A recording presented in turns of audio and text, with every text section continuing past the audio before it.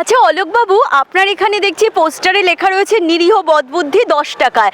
তো আপনি একটু দর্শকদের বোঝান যে এটা এটা কার লেখা, বা আপনি কিভাবে এগুলো বিক্রি করছেন, বা কি ব্যাপার, মানে সবটাই যেটুকু আমি প্রশ্ন করে বোঝাতে না পারছি আপনি সেইটা একটু ভালোভাবে উত্তর দিয়ে বুঝিয়ে দিন প্লিজ দর্শকদের। প্রথমত এই বইটই বিক্রি করতে গেলে এবং তার এই ক্যাপশন ট্যাপশন দিতে গেলে এমন ক্যাপশন তো দিতে নেই যেটা লোকে মানে বুঝবে না।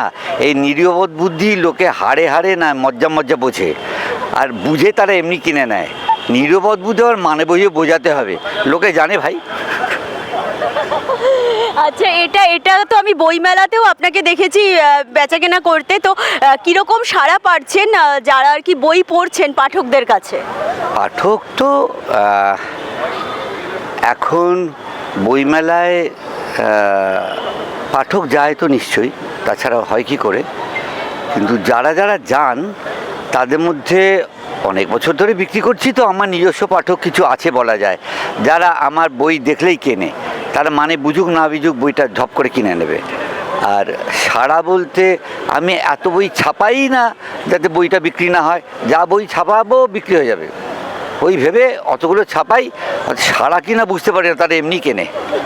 হ্যাঁ, এটা ঠিকই, অলোকবাবু ঠিকই বলেছেন। আমি বইমেলায় গিয়েও দেখলাম যে অনেকে খোঁজ করছেন অলোকদার, বলছে আপনাকে তো খুঁজে বেড়াচ্ছি অলোকদা, যে কোথায় রয়েছেন। মানে অলোক দত্তর এতটাই পাঠক মহলে জনপ্রিয়তা রয়েছে, সেটা আমি নিজের চোখেও দেখেছি। আর হ্যাঁ, এটাও খুব সুন্দর বললেন। এটা কি পুরোটাই আপনার লেখা অলোকবাবু? লেখা তো অল্পই, ওর মধ্যে আর পুরোটা থাকে।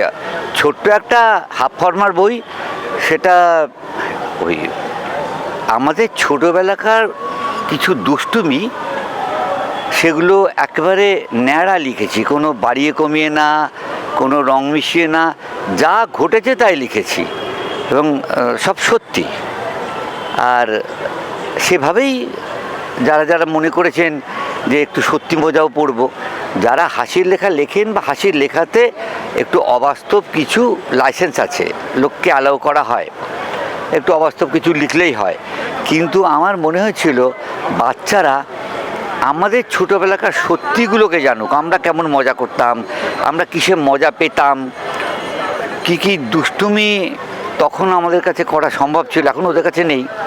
এখন যেমন আমরা তাক বেয়ে উঠে আচার পারতাম, আচার চুরি করতাম, এখন কোনো বাড়িতে তাক আছে কিনা সন্দেহ যে তারা আচার চুরি করবে।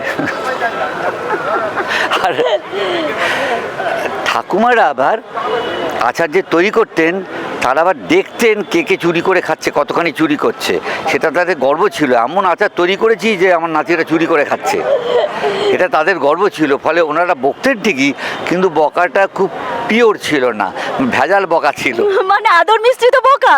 হ্যাঁ, ওটাতে এই যে বকছি, বকতে হয় তাই বকছি, কিন্তু চুরি করে খেয়েছি তাই আমি আনন্দই পেয়েছি। ফ্যান্টাস্টিক ফ্যান্টাস্টিক অলোকবাবু, আপনার থেকে সত্যি অনেক পুরোনো দিনের জিনিস জানতে পারলাম।